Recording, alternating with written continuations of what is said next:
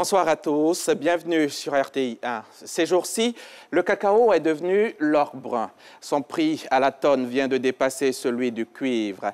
Le cacao atteint des prix records sur les marchés des matières premières. La fève s'envole à plus de 10 000 $ la tonne, une hausse de plus de 65%. Après 2 décennies de stabilité, le prix du cacao a grimpé, atteignant 2 500 $ il y a un an, mais 4 fois plus aujourd'hui. Quelles sont les principales raisons de cette embellie? Les producteurs en bénéficient-ils? Les efforts de l'État de Côte d'Ivoire sont-ils suffisants? À côté du cacao, quelle politique du gouvernement dans le domaine du vivrier? Et qu'en est-il de la transformation agricole? Et qu'est-ce qui est mis en œuvre pour nous en assurer une sécurité alimentaire? Voilà autant d'interrogations qui devraient trouver réponse ce soir. Vous êtes dans RTI 1 reçoit et c'est le ministre d'État, ministre de l'Agriculture, du Développement rural et des productions vivrières qui est avec nous pour ce numéro, Kobena Kwasi Adjoumani. Bonsoir, Monsieur le ministre d'État. Bonsoir. Bienvenue sur notre plateau et merci donc d'avoir accepté notre invitation. Je ne serai pas seul à la tâche. Ce soir, c'est Lanciné Bakayoko qui est avec moi pour vous poser des questions, Monsieur le ministre. Lanciné Bakayoko est journaliste à RTI 1, chef du service économie de la rédaction. Bonsoir, Lanciné. Bonsoir, Diaby. Bienvenue également. Monsieur le ministre, on va y aller tout de suite avec le tout premier reportage de la soirée et c'est Davis Oyo qui nous le propose. Depuis l'annonce du prix du kilogramme du cacao, producteurs et productrices de la Nawa, la deuxième boucle du cacao, se rendent dans leurs plantations dans une atmosphère particulière.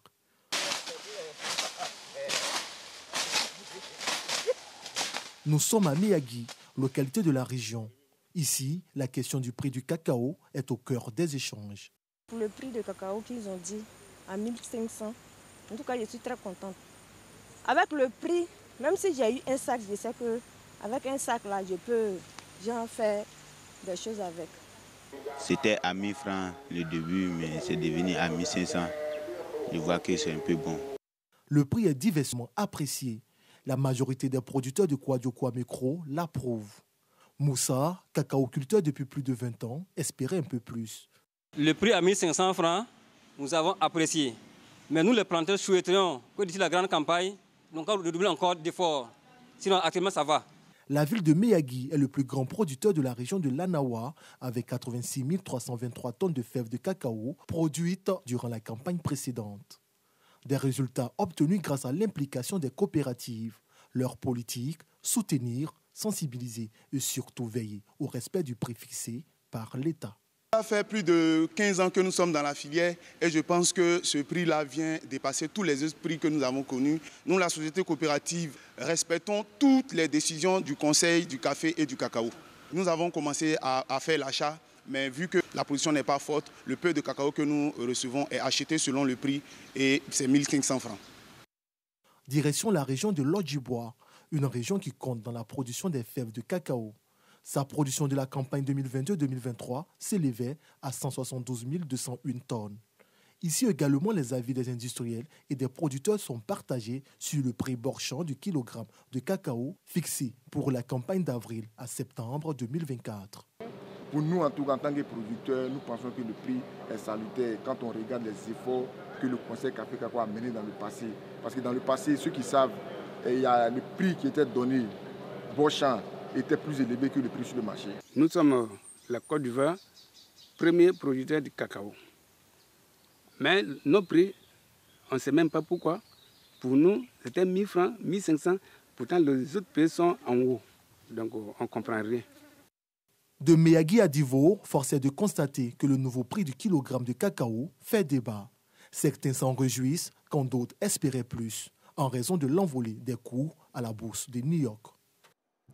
Merci beaucoup, Davis Oyo. Chers téléspectateurs, sachez que vous pourrez interagir tout au long de l'émission. Ce sera ou par téléphone avec le sympathique Régis Kofi ou en scannant le code QR qui s'affiche au bas à la droite de votre écran. Monsieur le ministre, première question.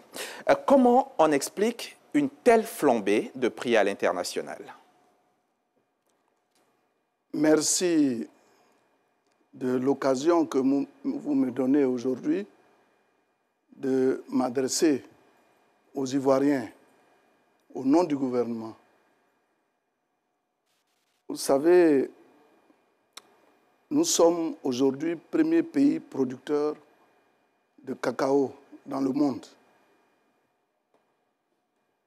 En 2023, nous étions à plus de 2 200 000 tonnes. Aujourd'hui, nous avons constaté qu'il y a une baisse de cette production en raison de plusieurs contraintes. Il y a d'abord les contraintes climatiques.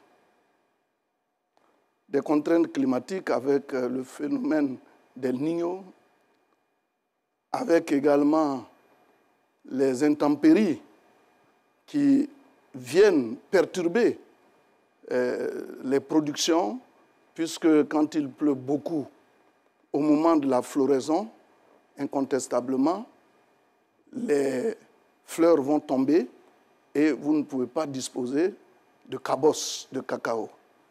Il y a le fait qu'au niveau de notre pays, nous avons à un moment donné connu la maladie du Scholen-Schutz. Et quand cette maladie survient, nous sommes tenus d'arracher les plants. Et quand vous arrachez les plants, vous devez attendre aussi quelques années que la terre puisse se reconstituer et avant de procéder à de nouvelles plantations. Or, depuis 2018, nous ne faisons plus de nouvelles plantations. Et puis ensuite, il y a le fait aussi que les vergers sont vieillissants. Et quand les vergers sont vieillissants, cela également a une répercussion sur la production. Aujourd'hui, au plan international, nous faisons le constat que la demande est plus forte que l'offre. Mais l'objectif affiché, il est noble. Comment permettre qu'il y ait une flambée au niveau international pour que la répercussion puisse être faite sur le producteur? Bon, c'est vrai, nous perdons en production, mais nous gagnons au niveau des prix. Et je crois que c'est souhaité.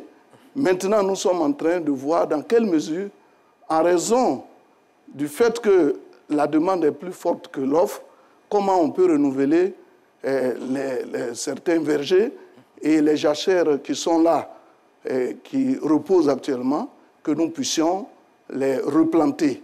Et là-dessus, le Conseil Café Cacao a signé une convention avec le CNRA pour nous permettre de disposer de plants résilients, capables de résister à toutes sortes d'intempéries, de fléaux. D'accord, Monsieur le Ministre. Dites-nous déjà, comment se fait la fixation du prix du kilogramme ici au plan national?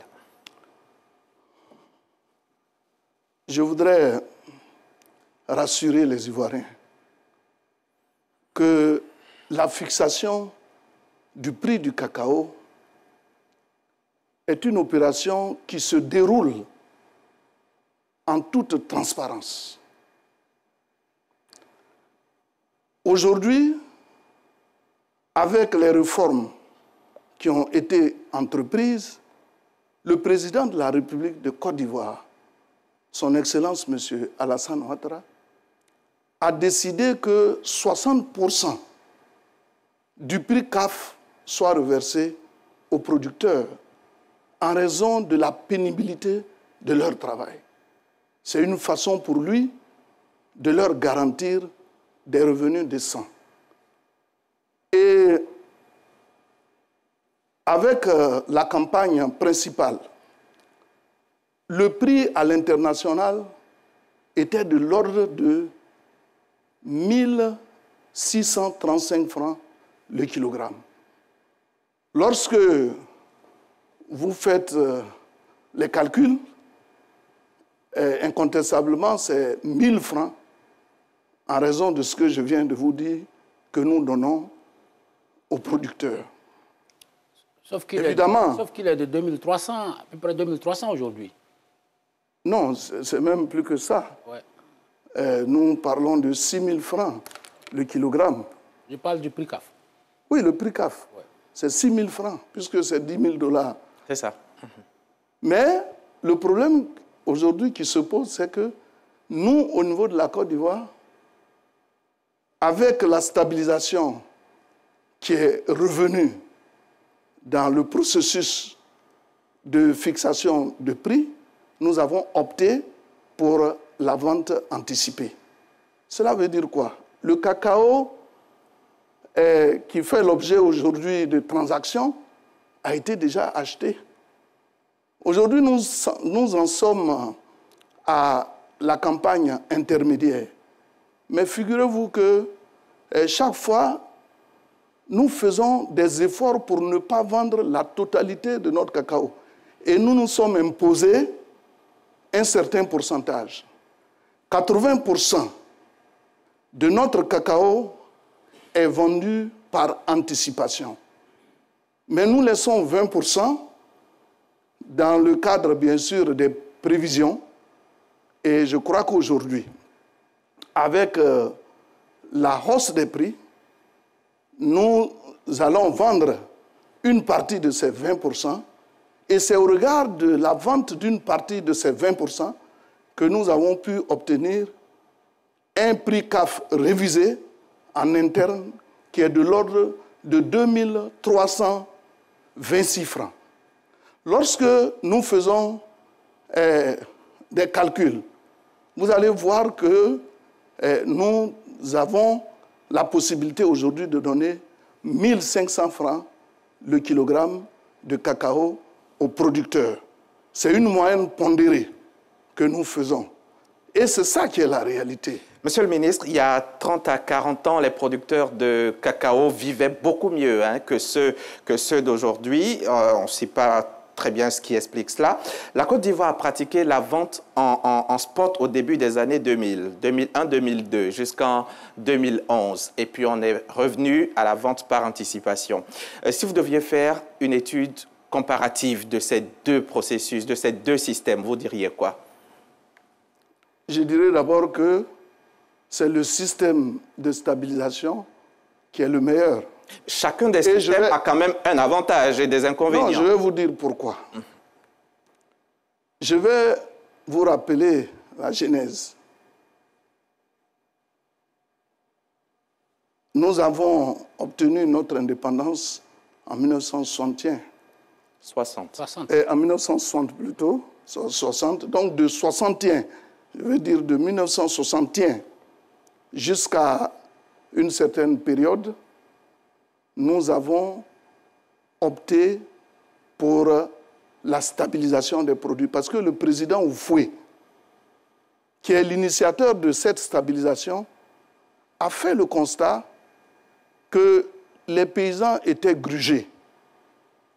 Souvenez-vous de la politique de rétention qu'il avait faite en son temps et qui a permis aux multinationales de revoir la situation et de faire des augmentations. Et le président Félix Houphouët-Boigny a décidé donc de mettre en place le système de stabilisation de nos produits. Ça a permis d'abord de pouvoir donner un prix décent aux producteurs, mais en même temps, avec les réserves, on avait la possibilité, quand le prix monte, de respecter le montant indiqué, et quand, de façon drastique, les prix baissent, il avait la possibilité de réguler la chose en permettant que ce soit toujours le même montant indiqué. On a vu ça. Le président Henri Konan Bédié est venu, il est allé dans le même sens que le président Félix Houphouët-Boigny. Mais avec l'avènement des refondateurs au pouvoir, eux ont décidé de libéraliser. Figurez-vous, en son temps, le président Gbagbo avait un mot de campagne, son credo de campagne, les termes qu'il avançait, c'était de dire « Donnez-moi le pouvoir afin que je vous le rende ». Et donc, il a décidé de faire en sorte qu'il y ait de la libéralisation de la filière café-cacao. Et on a créé une multitude de structures que vous connaissez et qui ont vraiment empiété beaucoup sur le kilogramme de cacao, le prix du kilogramme de cacao qu'on devait payer aux producteurs. Et vous-même, vous avez vu la suite. La plupart de tous les dirigeants, à un moment donné, ont été arrêtés et mis en prison. Comment ces structures empiétaient sur la bonne marge? Oui, mais puisque je vous ai parlé, je peux même vous donner la liste de toutes ces structures qui existaient. On avait l'ARCCC, Autorité de régulation de café et cacao. On avait la BCC, Bourse du café et cacao. On avait le FDPCC, Fonds de développement des producteurs de café et cacao, avec des filiales telles que Sifka Corp, Coco Service, et puis Cori SA, Forexi. Il y a le FGCCC, il y a le FRC, il y a Anaprosi, et après... Chacune de ces entités n'avait-elle pas un intérêt? Chacune de ces entités faisait des ponctions, justement, sur le prix du kilogramme de cacao. Si bien que le producteur s'en trouvait lésé. Oui, mais Monsieur le ministre, c'est vrai, il y avait des prélèvements qui étaient effectués sur les producteurs pour financer ces structures. Oui. N'empêche que dans ces structures, c'était quand même des paysans aussi qui étaient suffisamment représentés dans ces paysans. Mais les paysans... Qui pouvaient peut-être donner un sens à donnez-moi le pouvoir pour que je vous le rende. Oui, mais finalement, quels sont ceux qu'on a choisis pour diriger ces structures? Vous avez la liste? C'est vrai, en général, il y avait quelques fonctionnaires. Le seul qui se réclamait de paysans, c'était Tapédo. Bon, il y avait certes Amouzou. Oui, il y avait certes Amouzou, mais la plupart des directeurs généraux adjoints, des présidents de conseil d'administration étaient donc des amis du président Laurent Gbagbo. Bon, mais cela n'est même pas un problème. Le véritable problème, c'est que au moment donc de la libéralisation, qu'est-ce qui s'est passé? Le prix minimum de kilogramme de cacao était de 329 francs. Les chiffres sont là, témoins de l'histoire. En 2006. Non, je 2006. Ne dirais même pas. Je dis le prix moyen. Le prix moyen de cacao. Vous êtes allé dans vos archives, très bien. Je sais que vous faites de bonnes recherches. Mais le prix moyen était de 329 francs. Et le prix minimum. Le prix moyen, 559 francs. Et le prix le plus élevé, c'était 974 francs. Ça avait été 1000 francs à une certaine période. Non, 1000 francs et puis ça a rechuté. Donc, lorsque nous, on fait le ratio, c'est 974 francs.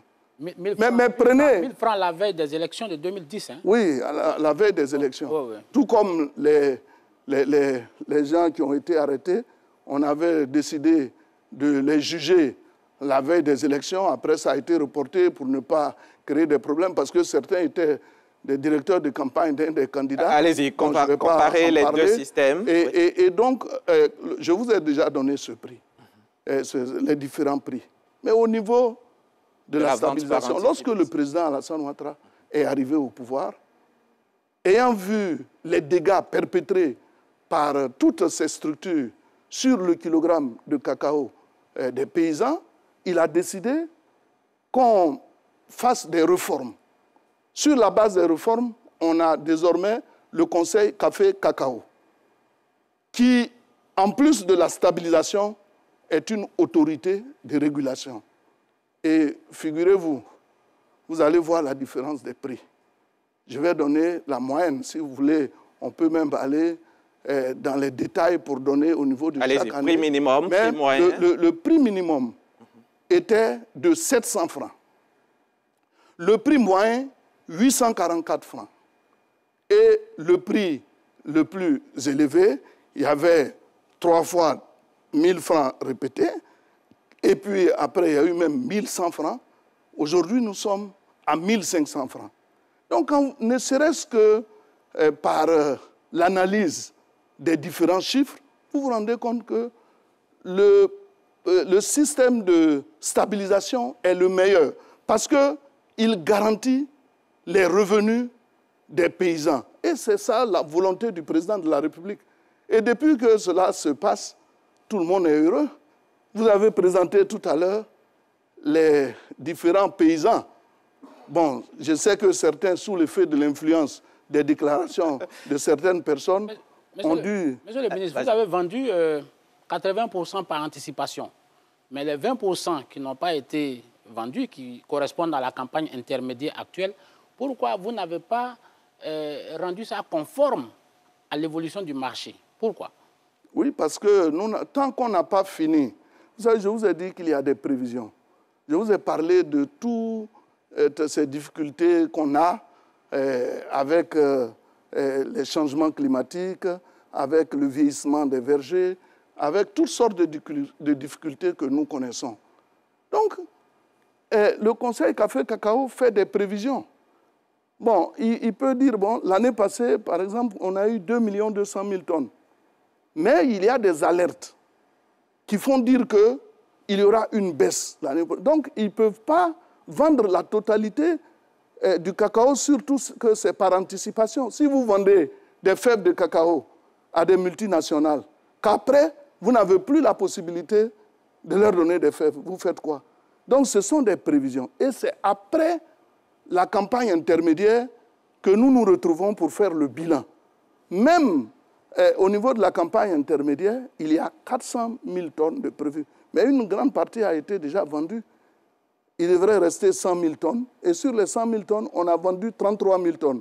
Et ce sont ces 33 000 tonnes de vendus au prix actuel qui, ajoutés au prix avant, nous a permis de faire la moyenne pondérée pour avoir 2326 francs. Oui, monsieur le ministre, on sait bien que notre production cette année est en baisse d'au moins 23%. C'est-à-dire que peut-être qu'on sera à 1 800 000 tonnes à peu près. 22,75% à peu près pour le moment. Oui. Mais nous envisageons, nous disons, à la fin de la campagne, ce seront 23%. Alors, est-ce que vous avez pu régler le problème des multinationales pour lesquelles vous faites des réserves de 20% maintenant? Non, moi, je ne suis pas... je ne suis pas celui-là même qui gère au quotidien le Conseil Café Cacao. Je suis le ministre de tutelle, mais il y a un conseil qui a en charge cela. Et c'est eux qui, au regard des marchés, savent ce qu'ils font. D'ailleurs, le cacao qu'on doit vendre aux multinationales l'a déjà été. Mais il y a des usines qui sont en Côte d'Ivoire et qui, pour la plupart, vont acheter le cacao issu donc de cette période-là. Je veux parler de la campagne intermédiaire. Parce qu'il ne sert à rien d'avoir des usines installées sans moyen de leur donner des fèves de cacao pour les transformer. Donc nous, on a décidé, et je crois que c'est ce que le Conseil a décidé, de faire la part belle aux industries qui sont ici. Mais je vais vous dire, vous avez dit pourquoi les fruits ont flambé. C'est vrai que peut-être on parlera de la transformation. Mais c'est parce que aussi, au niveau de la Côte d'Ivoire, aujourd'hui, nous avons fait des avancées notables dans le domaine de la transformation. Or, la plupart des fèves partaient ailleurs. Mais les usines sont là-bas, qui attendent nos fèves, alors que nous aussi, on a des usines ici. Lorsqu'on fait de la rétention pour alimenter nos usines, c'est sûr que là-bas, il y aura une pénurie. Et pour contenter le marché international et permettre qu'on puisse leur donner des fèves de cacao, ils ne peuvent qu'agir de cette façon. Mais ce qui se passe peut changer à tout moment. Monsieur le ministre, Monsieur le ministre d'État, vous avez parlé tout à l'heure du prix maximum qui était à 1 500 francs. Oui. Il faut dire qu'on a atteint ça parce que les cours mondiaux n'ont jamais eu autant de succès. On est à 10 000 $ la tonne, ce qui expliquerait peut-être cette grosse montée. Vous avez expliqué que vous faites la vente par anticipation et que ça peut expliquer pourquoi le 1 000 francs, ça a grimpé de seulement 50%. Vous faites la vente par anticipation, mais vous avez quand même pu augmenter Oui, nous avons augmenté, c'est ce que je vous ai dit tout à l'heure. Si vous avez suivi tout le cheminement que j'ai fait, je vous ai dit qu'il y a une partie de la campagne intermédiaire qui a été vendue. Oui. Et donc, on a fait une moyenne pondérée pour trouver 2300 francs CAF qu'on a réalisé. Et 1500 francs. Voilà. Vous avez... mais ce qu'il faut retenir, c'est que nous le faisons, même aujourd'hui, c'est vrai, le prix à l'international ne profite pas aux producteurs tels que nous le souhaitons, mais à la campagne prochaine, si la tendance est haussière, c'est sûr qu'il y aura des répercussions positives sur le kilogramme de cacao payé. Mais nous savons quand même que si la production ivoirienne monte, si les questions climatiques sont réglées et que la pluviométrie devient généreuse, forcément la production va monter. Et donc, non, je vous ai parlé je vous ai parlé de vergers vieillissants, je vous ai parlé de maladies de Shoal and Shoot, je vous ai parlé de bien d'autres choses parce que, vous voyez, même sous l'effet du soleil aujourd'hui, de la chaleur que nous vivons, l'homme est incapable de résister. Et vous-même, vous savez qu'on nous demande d'aller nous abriter dans des endroits ombrageux, mais la plante ne se déplace pas. La plante est exposée au soleil. Si ça perdure, c'est sûr que nous allons de plus en plus connaître des baisses de production. C'est pour cela que dans le cadre de nos recherches, nous sommes en train de trouver des plans résilients, des plans qui puissent s'adapter à tout type de climat, à toute situation. Monsieur le ministre d'État, nous, on vit cette situation, on n'est pas les seuls qui vivons ça. Nos paysans ont 1000 francs, 1500, mais il y a des paysans d'ailleurs qui ont beaucoup plus de chances que les nôtres. Au Cameroun, par exemple. Au Cameroun, par exemple, ils vivent peut-être les mêmes réalités que nous, mais ils sont beaucoup plus chanceux, les paysans du Cameroun. Comment vous le savez? Ben, je le sais, je suis journaliste. En février, ils avaient 4225 francs le kilogramme, par exemple. Bon. Pendant que vous étiez à 1000 francs. C'est vrai qu'ils faisaient des ventes groupées, mais ils étaient à 4225. Pendant que vous étiez à 1000 francs. Je voudrais, sur ce sujet, éclairer la lanterne des Ivoiriens. C'est malheureux. L'autre jour, j'ai vu un ancien chef d'État à Abouville. L'ex-président Laurent Gbagbo. Dire qu'au Ghana, le cacao est acheté à 3 000 francs. Mais il a été chef d'État. Il sait comment se procurer des informations. Il a des amis au Ghana. La moindre des choses, avant d'aller donner une telle information, c'était de se renseigner auprès de ses amis avant d'aller donner le prix dont il a parlé. Malheureusement, malheureusement pour lui, il se trouve que le jour même où il faisait son meeting, la veille, le Ghana venait de décider du prix du kilogramme de cacao qu'il a fixé à 1500 francs. Quand nous étions à 1000 francs, le Ghana était à 950. Aujourd'hui, le Ghana est à 1500 francs le kilogramme de cacao. Mais je n'ai pas fini. Le Ghana est à 1500 parce que nous travaillons dans le cadre de l'initiative Cacao Côte d'Ivoire-Ghana. D'ailleurs, nous irons pour l'inauguration du siège qui se trouve au Ghana et le secrétaire exécutif est ivoirien. Donc, c'est vous dire que nous travaillons de concert. Vous ne pouvez pas, devant vos partisans, venir dire des contre-vérités. Mais il n'a pas parlé que du Ghana. Non, non, il a parlé aussi du Cameroun. Il s'est trompé sur le Ghana, mais il s'est pas trompé sur le Cameroun. Non, non, il s'est trompé sur le Cameroun. Parce que vous ne savez pas... Non, non, vous ne savez pas comment les choses se passent. Je vous ai dit que nous sommes premier pays producteur de cacao. Le Ghana est deuxième pays producteur de cacao. Le Cameroun, troisième pays producteur de cacao, avec une production qui varie entre 250 000 et 300 000 tonnes. Eux, ils ont décidé de faire la vente en spot. Mais allez-y leur demander. Moi, avant de venir ici, je me suis renseigné. Et il faut aussi éviter que les journalistes donnent des informations vraiment souvent erronées. C'est ça qui crée toutes ces difficultés. Moi, je me suis renseigné. le cacao, au niveau du paysan au Cameroun, est payé entre 1300 et 1400 francs. Mais il y a tellement d'intermédiaires qui viennent acheter le cacao à ces prix dont j'ai parlé et qui vont vendre le cacao aux enchères. Ils prennent 50 kilos de cacao ou bien 100 kilos de cacao, 500 kilos de cacao, ils s'en vont, ils vendent aux enchères. Mais quand vous vendez aux enchères, mais le prix auquel vous vendez aux enchères n'est pas le même que vous avez donné aux producteurs. Tellement il y a des intermédiaires. Donc les gens le prix officiel dont on entend parler n'est pas celui que perçoivent les planteurs, du Cameroun. Oui, mais ce sont des chiffres qu'on gonfle. Mais quand même, ils ont fait... J'ai parlé tout à l'heure de vente groupée qui permet aux autorités de contrôler et de faire échapper les paysans aux pisteurs et autres intermédiaires. Mais eux, ils ont choisi la vente en spot. Mais quand vous choisissez la vente en spot, vous avez déjà acheté le cacao avec les planteurs à un prix dérisoire, vous faites du stockage et vous observez le marché avant d'opérer les ventes. Mais quand vous faites le constat qu'il y a une hausse, c'est là où vous vendez, vous êtes tenu de vendre aux enchères. C'est ce qui se passe. Monsieur le ministre d'État, aujourd'hui, nous sommes dans une situation où vous faites la vente par anticipation. Oui. Les résultats sont là. Il y a eu une hausse mondiale qui est vraiment spectaculaire.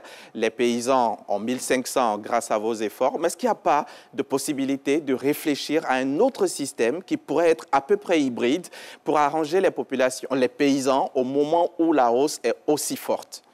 Le président de la République, un autre système. Le président de la République, son Excellence, M. Alassane Ouattara, nous a demandé de réfléchir sur la possibilité de mettre en place un système de stabilisation, certes, mais dans lequel on intègre des données qui nous permettent de payer le cacao aux producteurs à un prix assez récent et assez décent. C'est ce qu'il nous a dit de faire et nous sommes en train d'y travailler. Et dans tous les cas, je vous ai parlé tout à l'heure de ce que toute la production ivoirienne n'est pas vendue par anticipation. Puisque je vous ai dit qu'on a une réserve de 20%. Il y a 80% qui sont vendus, mais les 20% là, on va réfléchir comment procéder désormais à leur vente. Mais tout dépend des réflexions qui sont en cours et qui vont nous permettre d'aboutir à un résultat vraiment qui va arranger et les paysans et qui va arranger aussi tous ceux qui sont engagés dans le processus de commercialisation du cacao. De revenus décents, ça me fait rappeler quelque chose. Et qu'en est-il du différentiel de revenus décents? Parce que ça aussi, ça permettait quand même de majorer quand même les gains des paysans.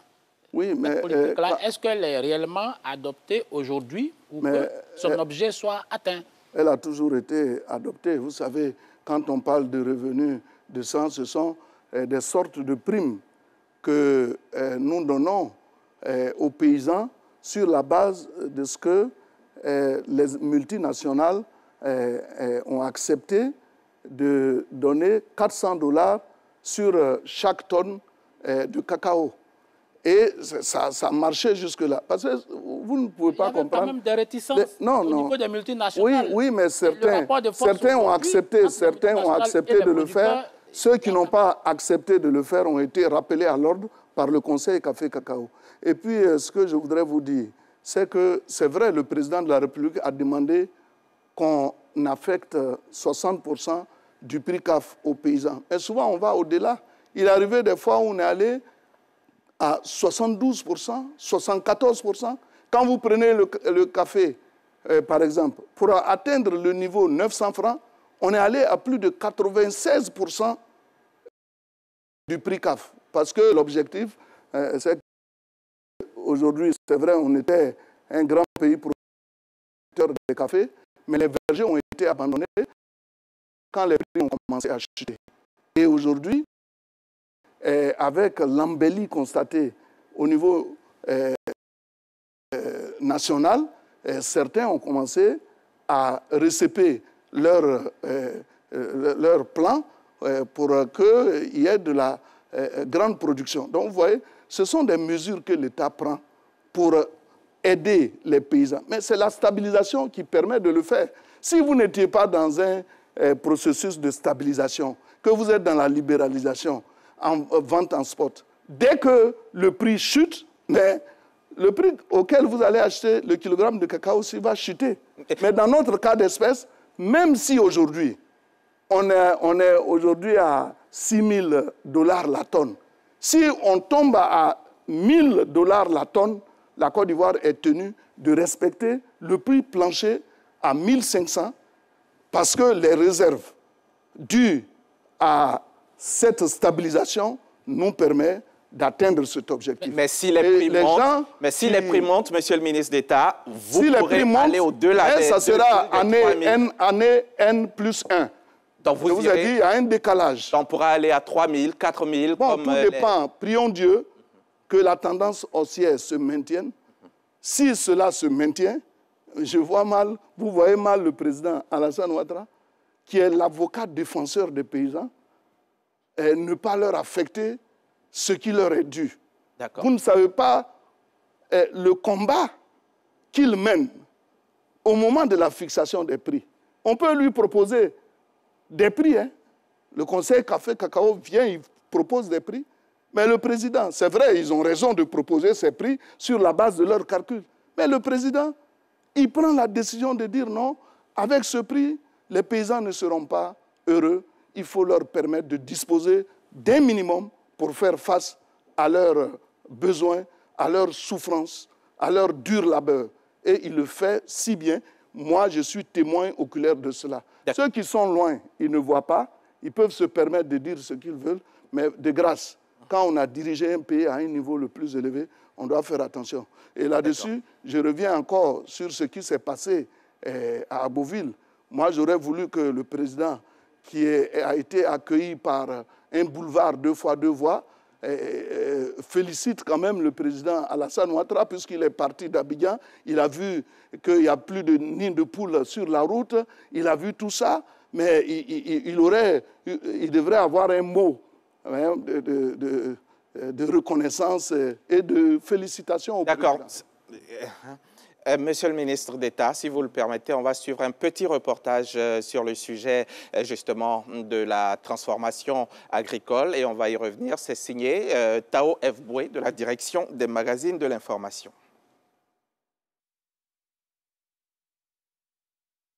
La Côte d'Ivoire est le premier producteur mondial de noix de cajou. Au terme de la campagne 2023, 1 275 935 tonnes de noix de cajou ont été enregistrées contre 1 028 172 tonnes en 2022.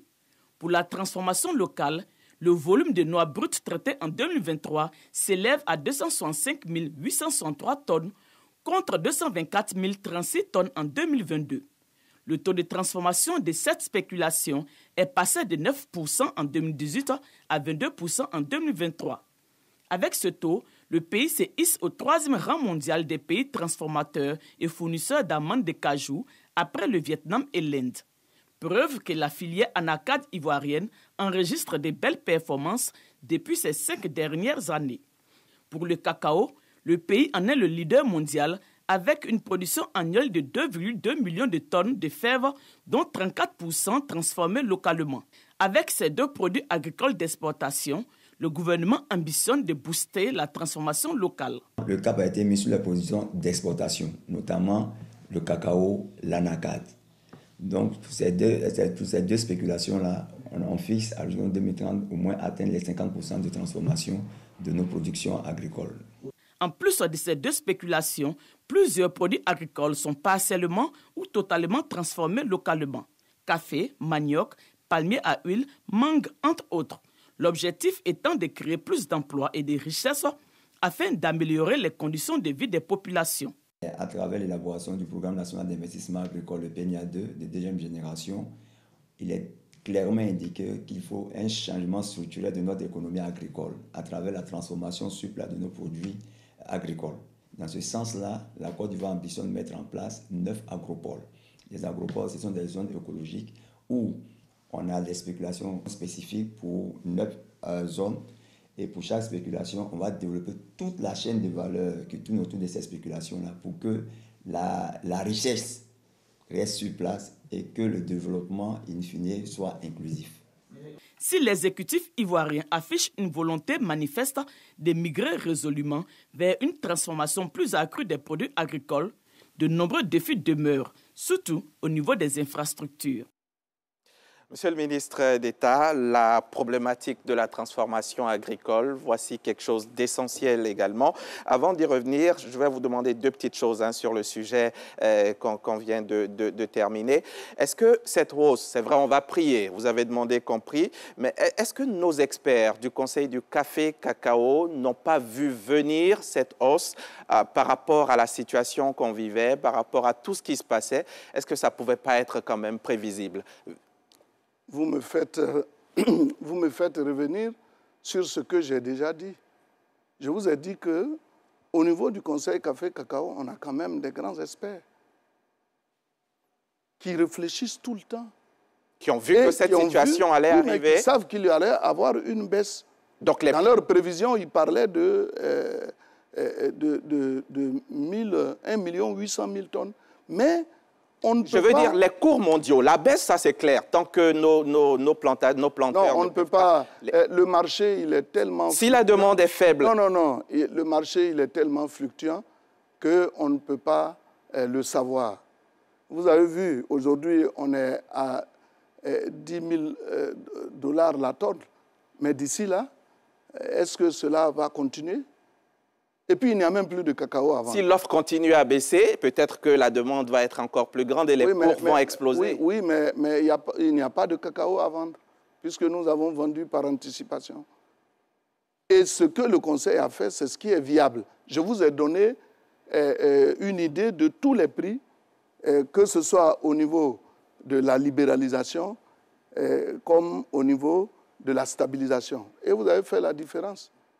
De 320 contre 700, ça, les 529 contre 844 et aujourd'hui 974 contre 1500. Contre 1000. Donc la décision est nette. Mais il y a une question qui me taraude.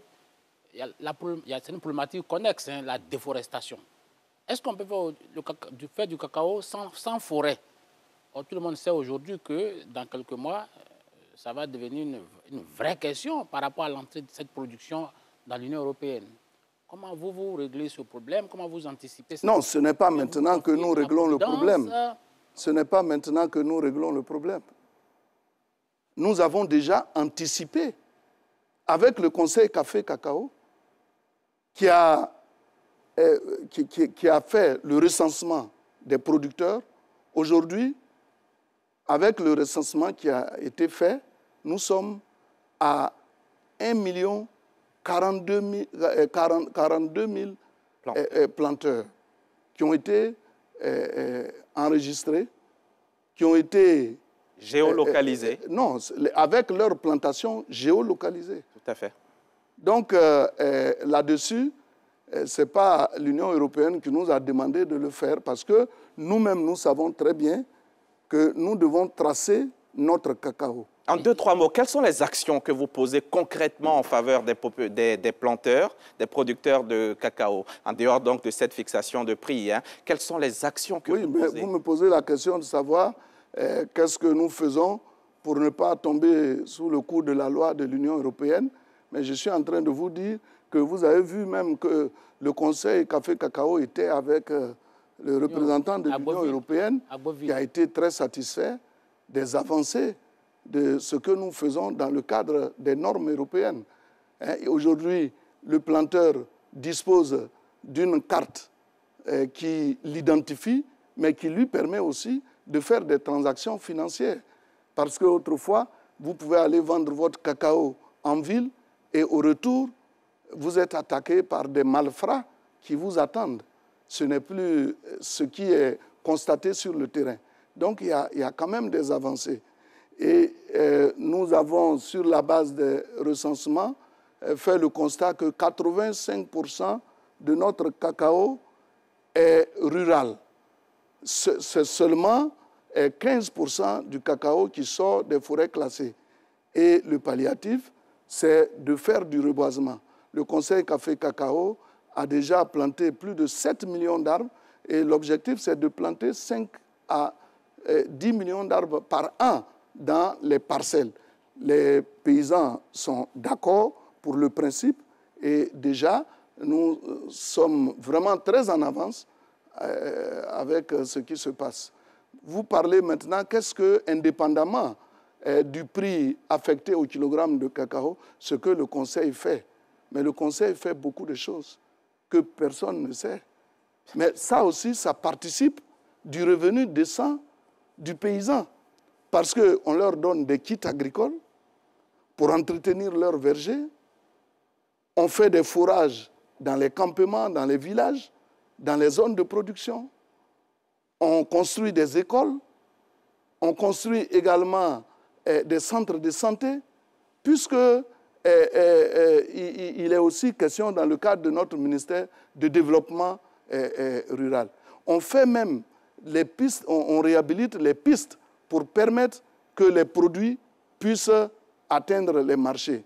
Donc les gens ne considèrent pas tous ces avantages, alors que ça rentre dans le processus de revalorisation des paysans. Et ça, il faut que les gens le sachent. L'anacarde, monsieur le ministre d'État, l'anacarde, cet autre produit de rente, l'opposition encore lève la voix et demande à ce que ce soit payé à 400 francs CFA aux producteurs. Parce qu'actuellement, vous faites 275 francs. Vous savez, quand vous parlez de l'opposition, nous n'agissons pas en fonction de l'opposition. Nous n'agissons pas par rapport à l'opposition. Mais les populations, parce que l'opposition, son rôle, c'est de s'opposer. Écoutez-moi bien. L'opposition, son rôle est de s'opposer. Sinon, comment comprendre? Être une alternative non, écoutez. Il veut s'opposer, mais il peut être une alternative. Oui, mais monsieur, écoutez, comment comprendre que le PDCI-RDA, qui a pour référent politique Houphouët-Boigny qui conçoit un bébé, qui est la stabilisation. Le président Henri Konan Bédié, il fait la même chose. Et en 2011, le PDCI-RDA et le RHDP ont ensemble géré le Conseil Café-Cacao. Il y a même le directeur général adjoint à l'époque qui était du PDCI. Comment vous pouvez comprendre que des gens qui ont conçu leur bébé le lavent et le jettent avec l'eau de bain? Cela n'est pas normal. Même si on doit s'opposer, mais on doit quand même se souvenir. Peut-être qu'ils se rendent compte. On a vu à l'époque ce qui a poussé les uns et les autres à aller à la libéralisation. Qu'est-ce que les gens n'ont pas dit? Houphouët, voleur. Houphouët a utilisé les fonds de cacao de la caisse de stabilisation pour nourrir le PDCI-RDA. Donc, c'est un combat commun que nous menons. Mais je suis malheureux quand je les vois en train de critiquer le régime, alors que nous avons géré ensemble. De 2011 à 2018, c'est quand même près de 8 ans. Alors, vous avez travaillé avec nous. Mais s'ils se rendent compte aujourd'hui que c'est peut-être pas bon, maintenant qu'ils sont en dehors, ils ont une bien meilleure visibilité. Peut-être que c'est ce qui... Oui, mais et pendant qu'ils étaient au pouvoir? Moi, j'étais au pouvoir avec eux. Tu sais, je suis un témoin oculaire de ce qui se passe. Député de 1995 jusqu'à maintenant, ça fait 29 ans que je suis député. Le plus ancien député de Côte d'Ivoire, avec Kaka Wele. Donc, j'ai vu ce qui s'est passé avec la stabilisation. De 2002 jusqu'à maintenant, je suis président du conseil régional. Et j'ai été même dans le gouvernement d'ouverture nationale. J'ai vu ce qui se passait au niveau du café cacao, parce que, bon, c'est vrai, je n'ai pas duré avec ce régime. C'est de 2002 à 2005, j'ai fait 3 ans. Et quand le président Alassane est venu, je suis là depuis 2011. Donc, ça fait près de 15 ans que je suis ministre et je suis témoin oculaire de tout ce qui se passe. On ne peut pas venir me dire des choses contraires à ce que nous avons vu. C'est la réalité. Et il faut que les gens sachent. Donc ce ça que ne je peut dis pas à mes monter à frères 400 du francs, le prix de PDC, c'est qu'on a géré ensemble le conseil Café Cacao. D'accord. Et ils n'ont qu'à faire attention. Ils vous ont bien compris. Est-ce qu'on pourra acheter... Ce n'est pas un aveu d'impuissance. C'est un aveu d'impuissance. Mais je suis en train de dénoncer ce qu'ils font. Oui, c'est un aveu d'impuissance. vous ne pouvez pas monter au-delà de 275 francs en l'état actuel. 275 francs. Est-ce que l'anacarde, vous pourrez accéder à leur demande d'aller... Vous avez posé la question sur l'anacarde, oui, qui est une autre réalité.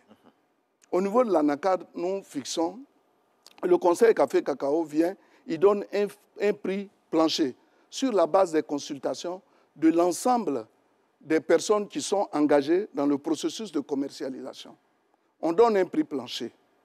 Mais si vous avez fait le constat, souvent on dit c'est 275, mais aujourd'hui l'anacarde est payée à plus de 300 francs. Puisque là-bas, ce n'est pas comme le cacao, puisqu'il n'y a pas de caisse de stabilisation. Mais qu'est-ce qui s'est passé pour qu'on ait ce prix-là? Mais on a même fait des efforts pour qu'on puisse atteindre ce prix.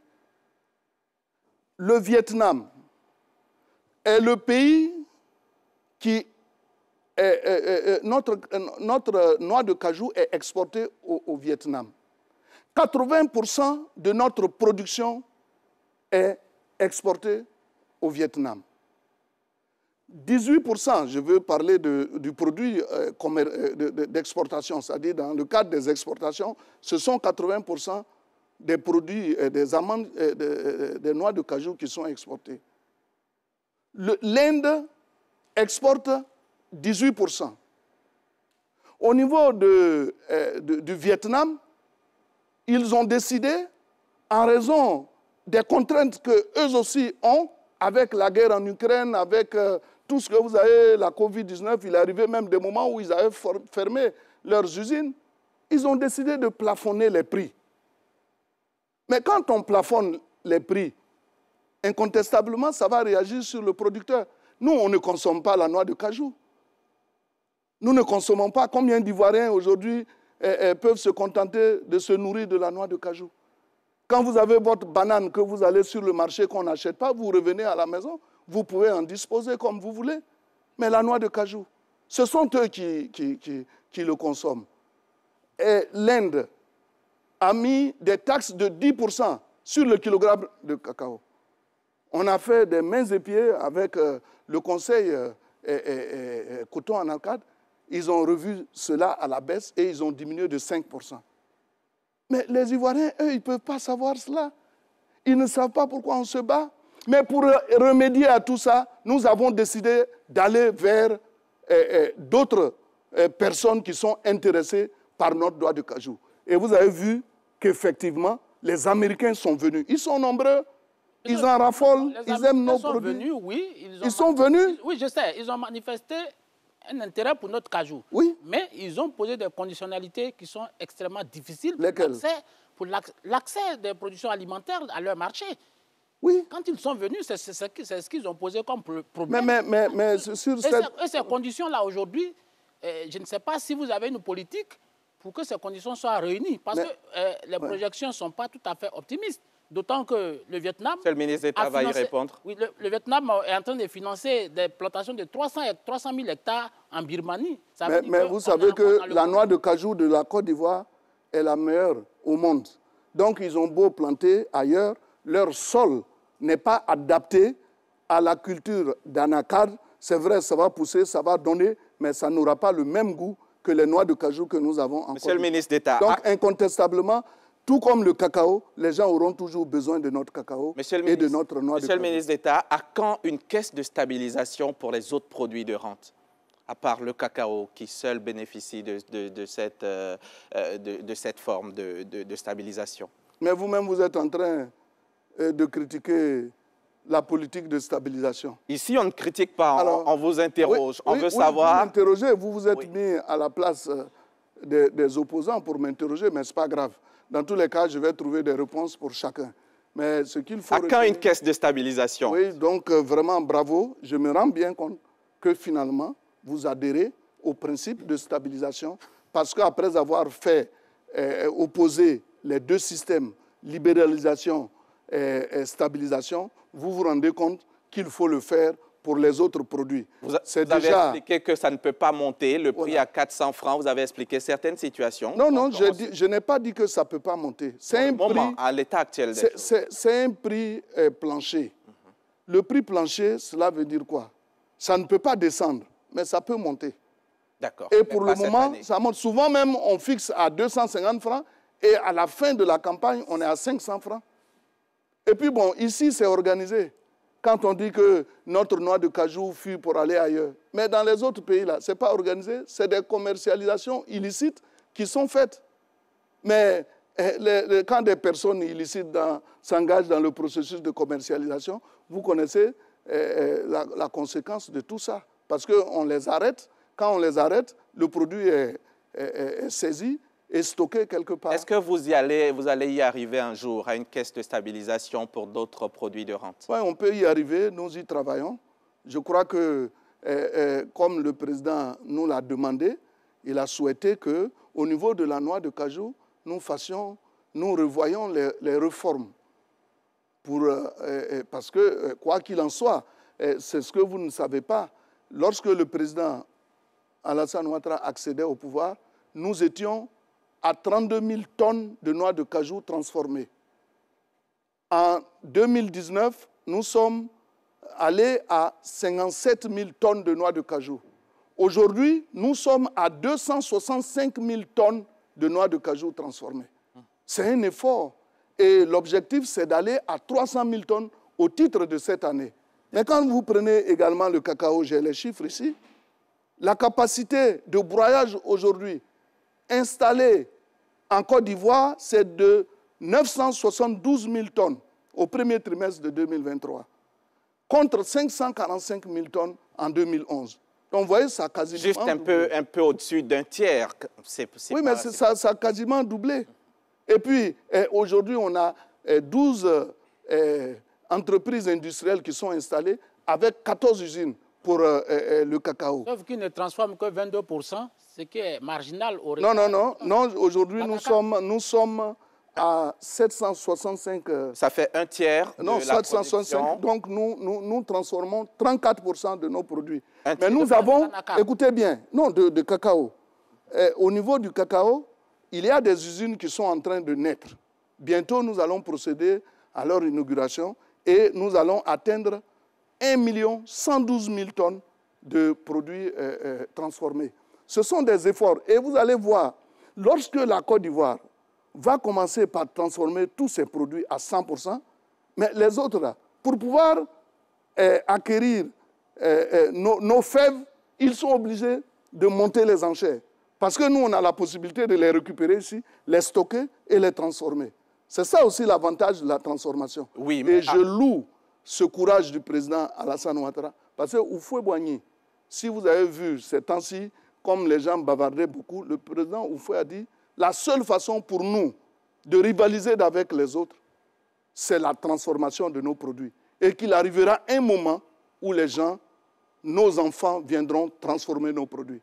Et l'enfant qui vient aujourd'hui pour transformer ces produits-là, vous le connaissez si bien, il faut avoir le courage de le dire. Donc, je laisse les autres bavarder. En attendant que cela arrive, on exporte 88% de nos noix de cajou, on exporte 3/4 de notre café, 2 tiers donc de notre cacao. Et les 2 tiers là, on attendait 50% à peu près de transformation, vous venez de le dire. À l'horizon 2030. À l'horizon 2030. Et nous allons, à un moment donné, transformer tout en Côte d'Ivoire. D'accord. Maintenant, et faire même des produits finis, c'est ça. Parce qu'il va arriver un moment où nous allons produire, on a déjà commencé, des tablettes de chocolat. Et les tablettes de chocolat qui vont être issues de la Côte d'Ivoire sont naturellement faites. Parce qu'ils ne vont pas prendre la destination de l'Europe en passant par la mer. Mais ça sera transformé ici, le goût y sera, et ça sera... D'accord, Monsieur le ministre d'État. On va à présent donner la parole aux téléspectateurs. Régis, Kofi, si vous nous entendez, on va vous passer le relais. Vous allez nous transmettre 4 questions des téléspectateurs. Régis, Kofi. Bonsoir à tous. Hamza Diaby, nous allons un tout petit peu revenir en arrière, si vous le permettez, puisque nous avons reçu beaucoup de questions sur le débat précédent, un tout petit peu quand même. Et pour cette première intervention, je pose la question telle que reçue. Monsieur le ministre, pourquoi la vente du cacao ivoirien n'est pas orientée vers d'autres acheteurs tels que la Chine afin de faciliter une augmentation du prix au kilogramme. Monsieur Amouti Kofi, est-ce qu'il est possible de permettre aux paysans d'être impliqués à tous les étages dans la prise de décision en ce qui concerne justement le prix du cacao? Monsieur Yannick Quadio nous appelle de la Riviera. Il pense que le système de vente par anticipation a montré ses limites et il souhaiterait que les autorités ivoiriennes réfléchissent à un changement. Je pense que le ministre a abordé cette question. Et puis on termine avec la question de monsieur Quadio, question directe. Il souhaite peut-être une date. À quand la transformation véritable du cacao sur place? Voici Hamza Dabi pour cette première vague de questions. Merci beaucoup, Régis Kofi. Monsieur le ministre d'État, il y en a quelques-unes de ces questions auxquelles vous avez déjà répondu ici. Donc, allez-y pour ce que vous pouvez dire. La question, pour moi, qui n'a rien à voir avec ce que nous avons dit, c'est pourquoi la Côte d'Ivoire n'oriente pas la vente du cacao vers d'autres pays. C'est une réalité. La Chine est intéressée par notre cacao. Et vous savez très bien que les Chinois sont nombreux. Les Chinois sont nombreux. Quand ils vont commencer par s'habituer au goût de notre cacao, mais nous n'aurons plus aucune difficulté. Et je sais que le Conseil Café Cacao travaille avec la Chine dans cette perspective. Il y a beaucoup d'autres pays qui sont intéressés. C'est pour cela que nous avons dit à l'Union européenne, c'est vrai, vous êtes en train de nous imposer des normes. Mais nous essayons tant bien que mal de les respecter. Mais si à un moment donné, vous ne voulez plus de notre chocolat, nous allons nous tourner vers d'autres pays.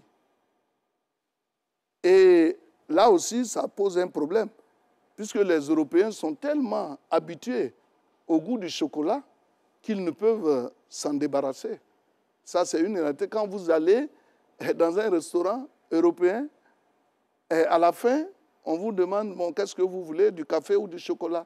Et la plupart du temps, quand je tends mon oreille, ce que j'entends, c'est chocolat. Et de Côte d'Ivoire. Et le chocolat de Côte d'Ivoire. Ça veut dire que les gens auront toujours besoin de notre chocolat. Et puis, il a parlé des ventes anticipées. Je crois qu'on a déjà parlé assez. La transformation également, on en a parlé. Et je voudrais les remercier pour leur assiduité à cette rencontre. Le code QR est toujours disponible, hein, chers téléspectateurs. Le téléphone est également ouvert. Vous pouvez joindre Régis Kofi qui se fera fort de nous transmettre vos questions. On en vient maintenant aux productions. Bakayoko, vous avez encore une question sur ce premier axe avant qu'on passe au second point? Par rapport au chocolat, tout le monde sait que le cacao ne représente pas beaucoup de choses dans la fabrication du chocolat en tant que produit de consommation. Il y a d'autres produits connexes qui viennent s'ajouter. Est-ce que vous y avez pensé? Le lait, le sucre, par exemple. Est-ce qu'aujourd'hui, vous êtes en capacité, parce que vous voulez installer des usines ici, de la transformation, est-ce que votre chocolat que vous envisagez faire ici peut être compétitif sur le marché international? Nous sommes allés au Salon de l'agriculture de Paris. Nous avons eu successivement 3 prix. Le prix du meilleur stand international. Après, nous avons récidivé. Et cette année, nous avons eu le prix des meilleures saveurs des terroirs. C'est-à-dire que les gens sont venus sur nos stands. Ils ont goûté à notre chocolat. Mais le chocolat qu'on présentait là-bas, il n'y avait rien d'autre.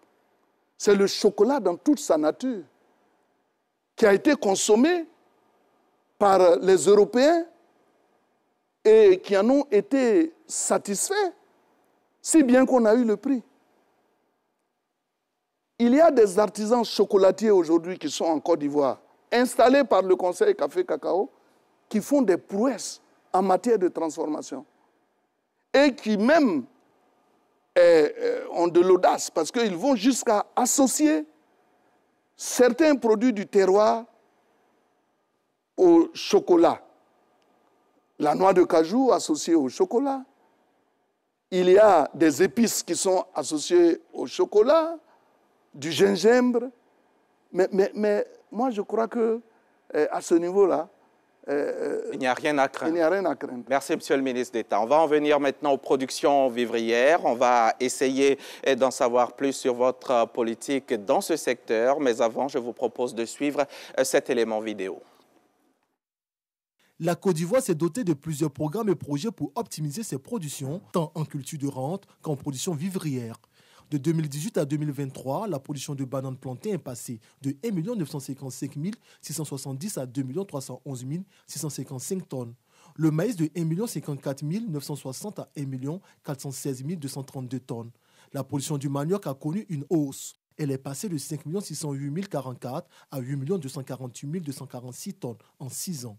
De façon générale, la production en matière de vivrier, nous nous portons, on peut dire, en termes de niveau de satisfaction des populations. Mais on pourrait voir dans certains des écarts, on peut dire négatifs, pour certaines spéculations comme le riz. Sinon, dans l'ensemble, nous avons depuis 2012 une tendance à la hausse de production et le taux de croissance est estimé autour de 6%. Néanmoins, nous avons eu quelques événements qui sont, on pourrait dire, des facteurs exogènes, de forts effets du changement climatique, puis dernièrement la crise de Covid et puis aussi la crise de l'Ukraine, qui ont eu un effet sur cette croissance. La culture du riz demeure l'un des principaux défis du gouvernement. Le riz, il faut le rappeler, est l'une des denrées les plus consommées par les populations ivoiriennes. Le besoin en 2023 s'est situé au-delà de 2 300 000 tonnes. Malgré les différents mécanismes mis en œuvre, la production locale ne couvre que 55% de la demande, soit 1 307 496 tonnes de riz blanchi. Le riz, pour l'instant, nous ne sommes pas autosuffisants. Nous sommes en train de travailler pour véritablement renverser la tendance véritablement sur les questions de produits en système irrigué. Donc actuellement, il y a un ensemble de dispositifs qui sont en place pour permettre de produire sur au moins 3 cycles de riz dans l'année, c'est-à-dire en maîtrise totale de l'eau. Grâce au programme national d'investissement agricole PENIA 1 et 2, la Côte d'Ivoire a réussi à maintenir et à accroître ses productions. Le projet de développement des chaînes de valeur vivrières a également permis de renforcer les productions agricoles. Dans le mois de mars, le ministre d'État, ministre de l'Agriculture, du Développement rural et des productions vivrières, a entamé une campagne de distribution de semences et d'engrais améliorés. Objectif, booster les rendements des producteurs. Merci beaucoup, Davis Oyo. Monsieur le ministre d'État, comment se porte notre secteur vivrier? Le secteur vivrier se porte bien, contrairement à nos détracteurs, à ce que disent nos détracteurs. Qui sont vos détracteurs? Vous les connaissez en tant que journaliste. Mais je ne suis pas à eux maintenant. Je suis venu ici aujourd'hui pour éclairer la lanterne des Ivoiriens. En 2011, lorsque le président Alassane Ouattara accédait au pouvoir,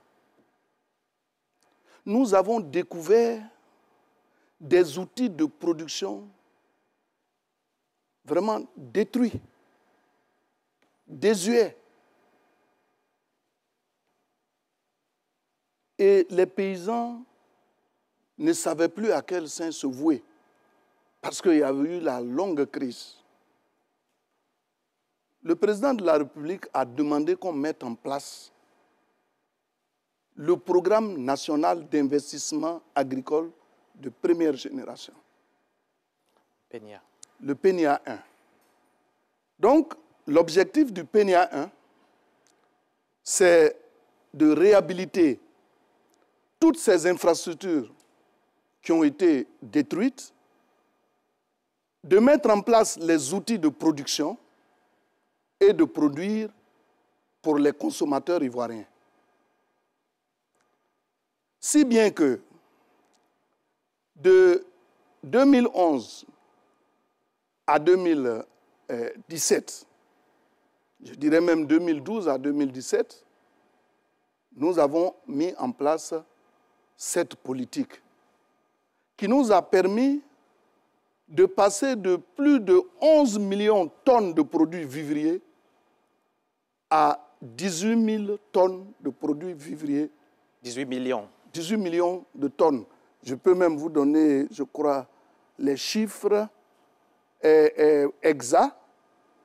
Donc, elles sont passées de 11 495 919 tonnes en 2011 à 18 324 563 tonnes en 2017, soit une augmentation de 59%. Oui, mais monsieur le ministre, mais je n'ai pas fini. Cette augmentation est portée par le manioc et l'igname. Non, j'arrive.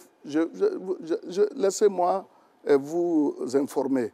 Par le manioc, mais par d'autres spéculations. Vous ne parlez pas de tomates, vous ne parlez pas d'aubergines, vous ne parlez pas... Le riz qui est le plus consommé... Du riz, ben vous allez voir. Posez-moi des questions sur le riz, je vais vous répondre. Monsieur le ministre, mais pour le moment, je suis en train de vous donner les détails.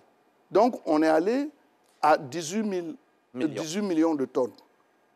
C'est vrai que en 2015, en raison de la sécheresse, nous avons connu une légère baisse de l'ordre de 0,9%. Mais cela ne nous a pas empêchés de travailler. Et de 2017, donc 2018, jusqu'à aujourd'hui, 2023, nous avons atteint 22 371 894 tonnes, soit 94,6% par rapport au niveau de 2011. Donc 2011, 11 millions, maintenant nous sommes à 22 millions. Nous avons quasiment doublé la production vivrière. Donc ceux qui racontent qu'il n'y a rien n'ont mangé, mais ils se trompent. Parce que regardez aujourd'hui en Côte d'Ivoire, partout où vous allez trouver de la nourriture. Prenez les routes, de part et d'autre. Vous voyez des produits vivriers entassés. Cela veut dire que la Côte d'Ivoire travaille. Mais nous entendons aller bien au-delà avec ce que vous avez vu tout à l'heure dans le cadre du reportage qui a été fait. Le président de la République nous a demandé qu'indépendamment de ce qu'on donne pour le cacao, de ce qu'on donne pour la noix de cajou, de ce qu'on donne pour les spéculations de rente, il faut maintenant diversifier notre agriculture par la mise en place donc, de cultures vivrières. Alors, vous nous rassurez, sécurité alimentaire garantie? Oui, sécurité alimentaire, pas totalement garantie. Parce qu'il faut faire la différence. Oui, la sécurité alimentaire, mais pas la souveraineté. Parce la nuance, allez-y. Non, la sécurité alimentaire, c'est le droit d'un pays à permettre à son peuple de disposer en quantité de la nourriture, en qualité de la nourriture, et que ce peuple-là puisse accéder à cette nourriture sans difficulté. Donc, à ce niveau-là, ça peut être des produits d'exportation ou bien des produits qui sont faits au niveau de la Côte d'Ivoire. Ça, c'est ça, la sécurité alimentaire. Mais la souveraineté alimentaire, c'est que nous allons faire la même chose, permettre à nos peuples de disposer de la nourriture en quantité, en qualité. Mais cette fois-ci, la différence, c'est qu'on ne peut plus rien nous imposer de l'extérieur. C'est-à-dire que si nous, avec ce que nous avons vu en Ukraine, si nous décidons que désormais, on ne va plus faire venir, par exemple, de la farine de blé, parce qu'on a la possibilité de faire de la farine de manioc, de la farine de maïs, et puis adapter notre alimentation, alors nous pouvons le faire. Donc, on ne nous impose rien. Or, aujourd'hui, on peut vous donner de l'argent et vous demander, par exemple, aller faire telle spéculation, mais la souveraineté alimentaire, nous en disposons. Merci, Monsieur le ministre d'État. Dans son reportage, justement, Siaka Kone s'est intéressé à la question « Comment assurer la sécurité alimentaire ?» On regarde, Monsieur le ministre. La transformation des produits vivriers est une option. D'abord, je vous donne un exemple. Quand un commerçant se rend à l'intérieur du pays pour payer du manioc, dans le but de faire peut-être l'attiqué. Alors, le manioc qu'il va prendre, quand il arrive à Abidjan, c'est peut-être seulement 40% de ce manioc qu'il va utiliser. Parce que quand il va éplucher, il va broyer, ce qui va rester, c'est peut-être 40%. Donc déjà, Si, là où on prend le manioc, on arrive déjà à faire ce premier niveau de transformation, il n'aura peut-être qu'à transporter la pâte. Donc, ça réduit les coûts de transport et tout ça. Mais la transformation permet de donner plus de valeur au produit. C'est-à-dire qu'un produit brut qui est vendu peut-être à 100 francs, quand il suit un processus de transformation, il finira peut-être à 300 ou 500 francs. Donc, ça donne beaucoup plus de valeur au produit. Et donc, quand vous mettez en place ces infrastructures de transformation, c'est également aussi de l'emploi que vous créez pour la jeunesse. Et donc, la transformation permet également de réduire les pertes post-récolte. Et la transformation permet d'assurer une bonne disponibilité. Parce que si vous prenez des produits tels que le gombo, à certaines périodes de l'année, vous avez du gombo frais. Mais quand il n'y a plus de pluie, ce gombo frais-là, il disparaît. Alors qu'il y a eu des périodes où ce gombo est apparu en grande quantité. Donc, quand vous transformez, vous avez la possibilité de garder et puis consommer le produit transformé une fois que le produit brut est fini sur le marché. Les propos de M. Bernard Adou ont été recueillis par Siaka Kone. Monsieur le ministre d'État, quels sont les éléments que l'État, que vous mettez en place, justement, vous, le gouvernement, pour l'atteinte de la souveraineté alimentaire? Oui, tout à l'heure, je vous ai dit qu'en ce qui concerne la sécurité alimentaire, nous-mêmes, nous produisons, mais la différence que nous ne pouvons pas produire, nous l'importons. Mais de sorte que nos populations puissent disposer à satiété de la nourriture. C'est ce qui se fait. Maintenant, la souveraineté alimentaire, qu'est-ce que nous sommes en train de faire? Mais vous avez vu tout à l'heure dans le film, nous avons aujourd'hui des grands projets.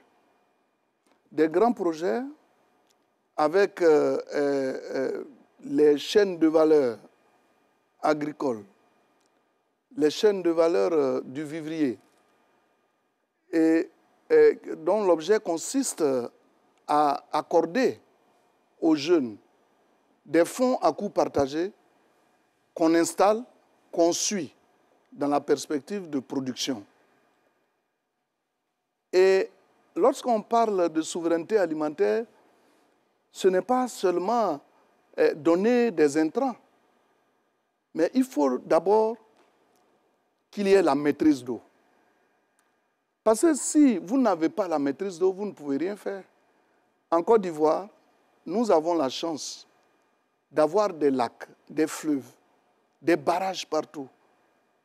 Nous avons la possibilité, nous avons des rivières, des bas-fonds. Mais pour aller à la modernisation de notre agriculture, nous devons les aménager, nous devons faire de l'irrigation, nous devons faire tout pour trouver des semences améliorées à haut rendement. Tout ça, ça participe de notre politique d'autosuffisance alimentaire qui va nous pousser à aller à l'atteinte de cette souveraineté alimentaire. Je conviens avec votre politique volontariste, j'en conviens, mais il y a quand même un produit stratégique, le riz par exemple. Ce riz-là, il pousse partout en Côte d'Ivoire. Moi, il y a quelques semaines, moi j'étais à Grand Laou, j'ai vu des surfaces vraiment inexploitées, des terres arabes complètement inexploitées. Alors qu'est-ce que vous faites pour qu'on soit à importer près de la moitié de notre production, de notre consommation en matière de riz? Pourquoi vous n'y mettez pas l'accent sur ce secteur qui est quand même assez névralgique, qui est très important dans nos habitudes de consommation? Alors, tout à l'heure, en ce qui concerne le riz, je vais vous donner des chiffres. Mais je vais également faire la jeunesse. C'est vrai, rapidement, on n'a plus beaucoup de temps. Le temps vous pouvez le faire en 10 secondes. Il est arrivé un moment où la Côte d'Ivoire était autosuffisante en riz. Souvenez-vous de la Satmassi, de la Soderi, qui avait été mise en place par le président Houphouët-Boigny et qui avait travaillé à consolider ce secteur d'activité. On faisait du riz à profusion et on était devenu autosuffisant. Malheureusement, les Ivoiriens n'aiment pas consommer le riz local à l'époque. Même le manœuvre qu'on emploie pour produire ce riz, quand on le lui donne, il préfère plutôt le riz importé. Et on sait, en la matière, c'était tombé. il y a eu donc de l'importation à outrance qui a fait qu'à un moment donné, on n'a plus suivi. Mais le président Alassane est venu, il est en train de toucher aux fondamentaux qui existaient. Il y avait des barrages. Quand vous allez, par exemple, à Korogo, le Solomou, un grand barrage qui avait été fait, mais qui était abandonné, le président Alassane Ouattara l'a réhabilité. Non seulement il l'a réhabilité, mais il a fait des aménagements qui permettent aujourd'hui d'installer des jeunes, plus de 700 hectares. Quand vous allez dans le Sologo, c'est la même chose. L'autre jour, j'étais à Odiéné. 3 barrages sont en train d'être réhabilités. Cela veut dire que le président y pense. Et pour vous dire vrai, il est arrivé un moment où la production a véritablement chuté. Mais depuis un moment, nous sommes en train d'aller à la hausse. Nous étions en 2023, mais bien avant, en 2022, nous étions à 1 107 000 tonnes de riz blanchi. Aujourd'hui, en 2023, nous sommes à 1 307 000 de riz blanchi. C'est vrai que ce que nous produisons aujourd'hui atteint 55% de nos besoins. La différence, certes, est importée, mais avec ce que nous sommes en train de faire, que vous voyez, la distribution de kits agricoles va nous permettre, d'ici là, d'atteindre notre autosuffisance. Monsieur le ministre d'État, est-ce au nom de cette sécurité alimentaire que vous aviez à un moment donné, ça continue même d'ailleurs, avec vos collègues du commerce et puis du budget et finances, que vous avez suspendu la sortie, l'exportation de certains produits vivriers? On vous l'a déjà expliqué. Vous savez, c'était pour nous une stratégie de permettre à la Côte d'Ivoire de disposer d'assez de vivres pour faire face à la CAN, où plus de 2 millions de personnes sont arrivées. C'est ce qui a été dit, monsieur le ministre. Il fallait leur permettre... Mais la CAN, c'est 1 mois, vous avez pris une mesure pour 6 mois. Après 1 mois, le président de la République, lui, il écoute ses collaborateurs. Après les 1 mois, nous lui avons fait le retour sur la base de documents pour montrer qu'il y a certains produits qui aujourd'hui peuvent permettre aux Ivoiriens d'en disposer à satiété et que la différence peut être également faire l'objet d'exportation. Et le président a accordé cela, si bien que l'INAM n'est plus concerné parce que nous sommes autosuffisants à plus de 100%. À 106%. Le manioc, nous sommes à près de 108%. 7 millions de tonnes d'autosuffisance. Et puis également, il y a la banane plantain. Donc, c'est dire que le président nous a écoutés. Les autres produits, ça se poursuit voilà. jusqu'aux 6 mois. Voilà. Mais est-ce qu'avant de prendre cette mesure, vous avez pu parler aux commerçants, aux exportateurs ou aux producteurs pour que justement la situation à laquelle on a assisté ne puisse... Parce qu'on a vu quelques denrées alimentaires pourrir quand même sur nos marchés parce qu'elles n'avaient pas pu être exportées. Nous avons signé en interministériel, mais le lead de ce dossier, c'était le ministère du Commerce. Et je crois qu'il a dû le faire. Sinon, on ne pouvait pas signer un document alors qu'on n'a pas informé les personnes qui sont concernées. C'est vrai, il y avait des gens qui avaient déjà des camions prêts à partir, mais en raison donc de l'arrêté, ils nous ont posé le problème, les préjudices subis, mais ces dossiers-là sont à l'étude. Monsieur le ministre, vous envisagez créer des agropoles, hein? Oui. Une dizaine, 9, j'imagine. Oui, les agropoles sont l'instrument. C'est sur quelle base vous avez fait la répartition territoriale et quel est le résultat aujourd'hui? Le ministre d'État va déjà expliquer les agropoles, à quoi elles vont servir. Oui. Vous savez, je vous ai parlé de la politique du PNIA 2. Vous avez le PNIA 2 qui intègre toutes les chaînes de valeur, la production, la transformation, la commercialisation. Mais l'outil privilégié pour l'exécution de tout cela, ce sont les agropoles. Nous en avons déjà un à Yamoussoukro qui a fait ses preuves. Aujourd'hui, l'agropole du Nord à Korogo fonctionne bien et qui intègre toutes les régions de la localité et l'agropole de l'Est qui est en train d'être mise en place avec bien sûr d'autres agropoles. Nous en avons 9. Vous savez, nous le faisons sur la base des spécificités agricoles des localités. Parce que nous avons dit que, par exemple, le cacao ne se produit pas au nord, mais il y a d'autres produits qui se produisent, qu'on produit au nord. Donc nous allons nous baser sur ces produits-là pour asseoir notre stratégie de développement agricole. Et il en est de même de Bondoukou, il en est de même de Gagnoa, il en sera de même pour les autres agropoles qui sont en train de se constituer. Pour nous, la meilleure façon d'atteindre notre souveraineté alimentaire, c'est de travailler sur la base des agropoles. Et déjà, ça produit ses effets. D'accord, Monsieur le ministre d'État. Monsieur le ministre d'État, quid du soja, le soja? Oui, le soja, c'est un produit qui peut bien réussir en Côte d'Ivoire. Je vous l'ai dit, sous le président Oufoué, bon, chaque fois, vous savez, Oufoué, c'est un visionnaire, mais il a un référent politique. Chaque fois je le cite, c'est Alassane Ouattara. Parce que quand Oufoué avait mis en place des aménagements du côté de Touba, Odiéné... Ce projet soja qui ne fonctionne pas aujourd'hui. Pour faire le soja, mais c'est que vous ne suivez pas. Non, je suis de Touba, donc je sais bien que ça mais si vous êtes de Touba, c'est que vous n'y allez pas. Parce que depuis que moi je suis là, d'abord nous avons fait 600 hectares de soja. Après, nous avons fait 1500 hectares. Aujourd'hui, nous sommes à 3000 hectares de soja à Touba. Et nous avons même un champ sémencier du côté de Touba. Et nous avons pu produire près de 250 000 tonnes de semences qui vont être emblavées au niveau d'Odiéné, de Touba et de partout. Monsieur Donc vraiment, allez-y à Touba, vous allez voir. Nous allons, Régis Kofi, si vous nous entendez, 2 questions. Monsieur le ministre finit là-dessus. 2 questions. Nous avons, il nous reste plus.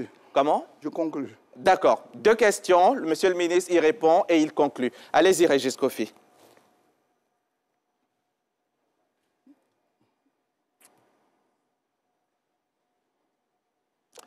Régis Kofi. D'aubergines et d'oignons font leur entrée sur le territoire ivoirien en provenance des pays limitrophes. Quelle politique du gouvernement pour justement inverser la tendance? Et puis, M. Biti nous a joint de la commune d'Adjamé. Sa question, quelle est la politique mise en place par le ministère de l'Agriculture pour faciliter l'adhésion des planteurs aux produits sociaux, notamment la CMU, le RSTI? Pour lui, beaucoup reste à faire dans ce domaine. Hamza Diaby. La première question, si Régis Kofi peut la répéter pour le ministre d'État, très rapidement. Alors, je répète les 2 questions. Monsieur Koko Francis nous appelle de Yamoussoukro. Il nous fait remarquer que pendant la saison sèche, des camions remplis d'aubergines et d'oignons font leur entrée sur le territoire ivoirien en provenance des pays limitrophes.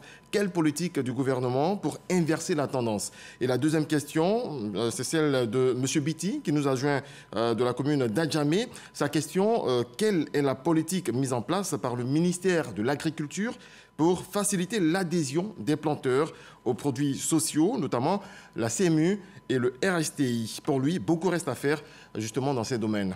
Hamza Diaby.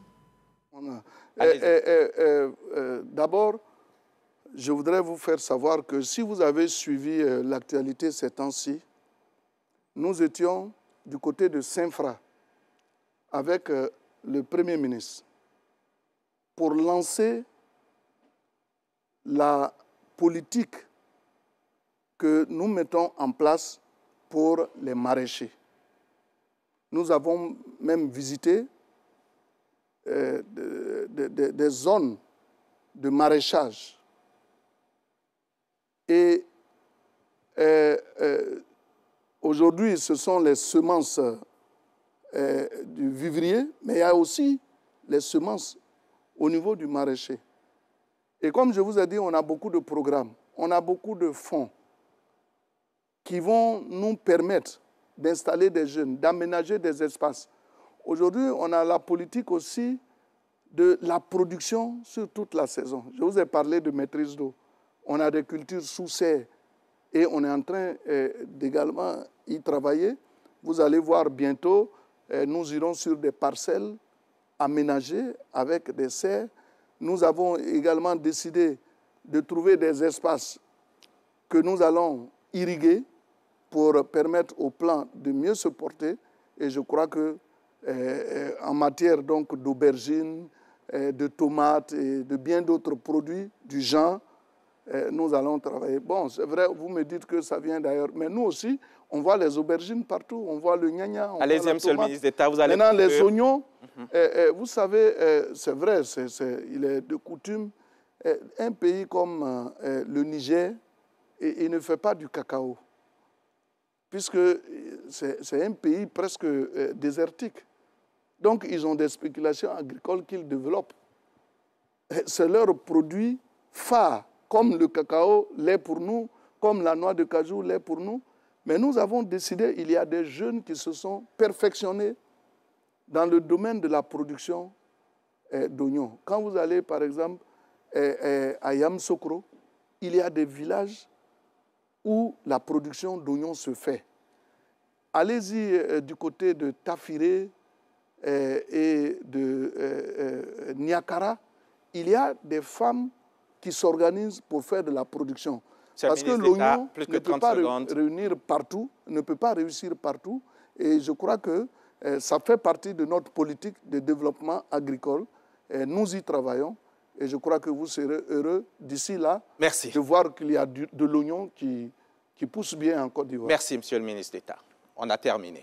Merci. Oui, mais je voudrais quand même... D'accord, vous avez quelques secondes, allez-y. Oui, je voudrais vraiment vous remercier de cette opportunité que vous nous donnez. Mon objectif n'est pas tellement de convaincre tout le monde. Vous savez, je vais vous donner l'anecdote du chasseur d'éléphants. Excusez-moi, il y a un éléphant qui a des partisans dans un village, qui a également des ennemis. L'éléphant, le chasseur d'éléphants a tué un gros éléphant.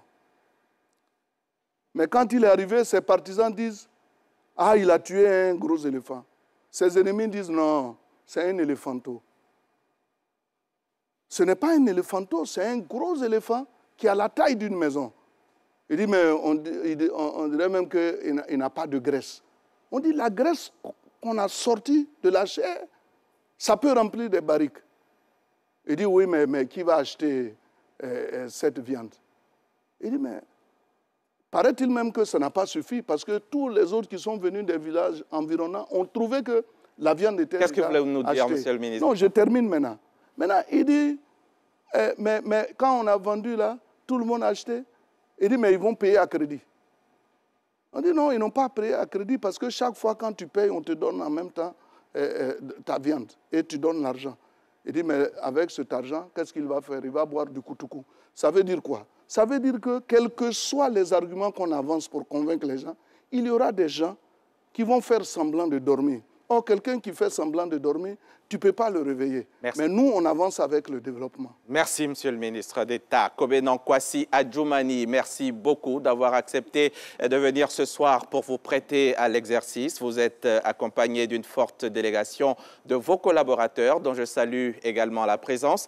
On en sait énormément ce soir sur votre département et on a pu parler longuement de cette question de prix du cacao qui fait couler beaucoup d'encre et de salive en ce moment par rapport à cette tendance haussière qui s'explique à l'origine par une très mauvaise récolte ces derniers temps en Afrique de l'Ouest. Et comme la Côte d'Ivoire et le Ghana représentent 60% de la production mondiale, cette baisse de l'offre génère un déficit sans précédent sur le marché du cacao. Les stocks internationaux ayant diminué, les tensions conduisent forcément à un déséquilibre entre offre et demande et à une hausse spectaculaire des cours. Merci encore une fois pour votre présence. Merci à toi, Lanciné Bakayoko. Merci à toute la grande et belle équipe qui a piloté et réalisé cette émission. Vous êtes absolument formidables. On sera de retour ici le mardi 30 avril prochain pour un autre numéro de RTI 1 Reçoit.